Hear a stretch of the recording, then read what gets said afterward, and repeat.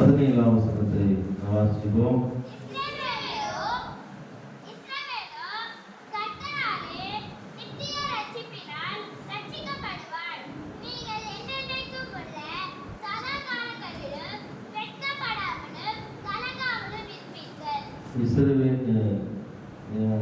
ஏசாயா 48:17.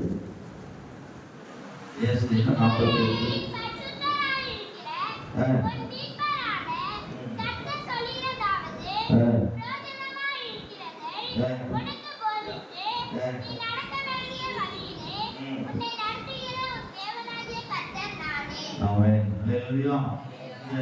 இரண்டாவது வருஷம் முடிந்து 3வது வருஷம் வைத்திருக்கிற இந்த குடும்பத்துக்கு கர்த்தருடைய வார்த்தை சொல்கிறது, உனக்கு புரோஜனமாக இருக்கிறது.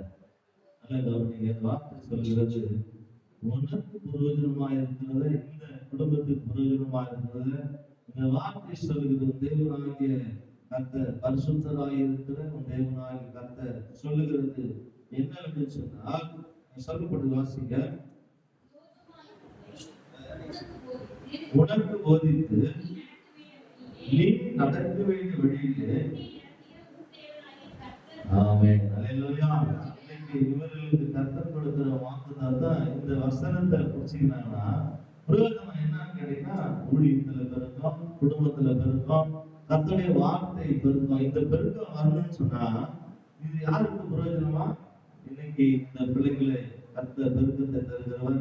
இங்க வந்திருக்கிற ஒவ்வொருவருக்கும் அந்த வார்த்தையின்படி நடக்கிற ஒவ்வொருவருக்கும் கர்த்தருடைய வார்த்தை சொல்கிறது பெருக்கத்தை தருகிற தேவனவர். அல்லேலூயா. பெருக்கத்தை தருகிறது மாத்திரமல்ல, அடுத்த வருஷம் பாருங்க, என் கற்பனைகளை கவனித்தாயானால் நலமாயிருக்கும், அப்போது சமாதானம் நதி போலும் நீதி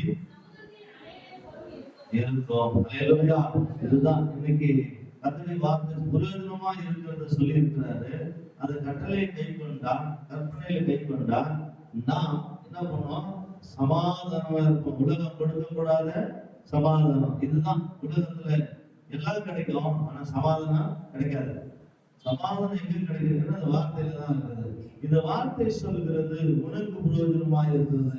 இந்த வார்த்தையில் இருக்கிறது உனக்கு பிரயோஜனமா இருக்கிறத இன்னைக்கு இந்த பிள்ளைகள் இந்த திருமண நாளை 3வது ஆண்டு பிள்ளைகள் காலை வைத்திருக்கிறார்கள். இந்த ஆண்கள் இவருடைய வாழ்க்கையில வந்திருக்கவருடைய வாழ்க்கையில பிரயோஜனமா இருக்கிறது. சமாதான நதியை போல புரண்டு வருகிறதா காணப்படும். இந்த வார்த்தை நம்முடைய வாழ்க்கையில நிறைவேற வேண்டும் என்று சொன்னால் இன்றைக்கு நாம் தேவ சமூகத்துல அவனுடைய பாதத்துல நாம் கடந்து வந்திருக்கிற நம்முடைய வாழ்க்கையில இந்த குடும்பத்து வாழ்க்கையில கர்த்தர் பெருக்கத்தை தர விரும்புகிறார். கர்த்தர் குறுகி போக ஒரு நாளும் உதவி செய்ய மாட்டார். பெருக்கத்துக்கு தான் கர்த்தர் உதவி செய்வார். கர்த்தருடைய வார்த்தை சொல்கிறது அவர் பெருக்கத்தின் தேவன். அல்லேலூயா. அவர் குறுகி போகிற தேவன் அல்ல, அவர் விசேஷமா நம்ம விட்டு போகிற தேவன் அல்ல. எல்லா சூழ்நிலையிலும் நடத்துகிறவர். ஆனால் நாம் செய்ய வேண்டியது நமக்கு பிரயோஜனமா இருக்கிறது. நாம் செய்தோம்னா இந்த வார்த்தை சொல்லுகிறது, என் கற்பனையை கவனித்தாயானால், என் கற்பனையை கைப்பிடித்தாயானால், என்னை கற்பனைக்கு கீழ்ப்படிந்தாயானால், கற்பனையை காத்து கொண்டாயானால் உனக்கு சமாதானம் நதியை போல வரும். அல்லேலூயா.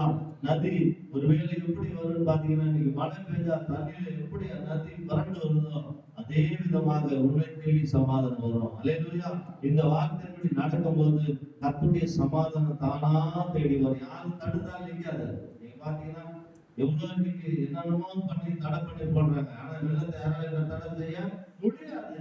ஏன்னா மழை பெய்ய பெய்ய வெள்ளம் தானா வந்துதான் அவங்க எவ்வளவுதான் செலவு வச்சாலும் என்னதான் பண்ணாலும் என்ன பண்ணும், அதை அடிச்சு மோதி வந்து கடல்ல வந்து விழுந்துரும். அல்லேலூயா. நாம யார் தெரியுமா? கடல். தெரியுமா உங்களுக்கு? நம்ம கடலுங்க.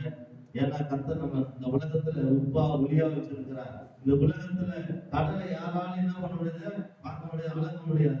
உங்களுடைய சமாதானத்தை யாராலும் எடுத்துக்கொள்ள முடியாது. கடலை போல கர்த்தர் பெருக்கத்தை தருவார். நம்மை கர்த்தர் கடலா வைத்திருக்கிறார். இந்த உலகத்துல எந்த மனுஷனுக்கு கிடைக்காத ஒரு பெரிய சுலாக்கியம், பெரிய ஆசீர்வாதத்தை கர்த்தர் நமக்கு தந்திருக்கிற ஒரு பெரிய ஆசீர்வாதம். நதியை போல சமாதானம் கடந்து வரும். அல்லேலூயா. நதி போல வாழ்க்கையில ஆசீர்வாதம் கடந்து வரும். அதற்கு இன்றைக்கு நாம் இந்த குடும்பத்தார இந்த பிள்ளைகளை வந்திருக்கிற திருச்சபை மக்களையும் கர்த்தர் நம்மை ஆசீர்வதிக்கும்படியாக நாம் கண்களை மூடி நாம் ஜெபிப்போம். தேவ சமூகத்தில் இந்த வார்த்தையின்படி இந்த வேதம் சொல்கிற இஸ்ரவேலில் பரிசுத்தராக இருக்கிற ஒரு மீட்பர் சொல்லுவதாவது விசேஷமாக இன்றைக்கு தேவனாகி கர்த்தர் இந்த வார்த்தை கவனித்தாயானால் இன்றைக்கு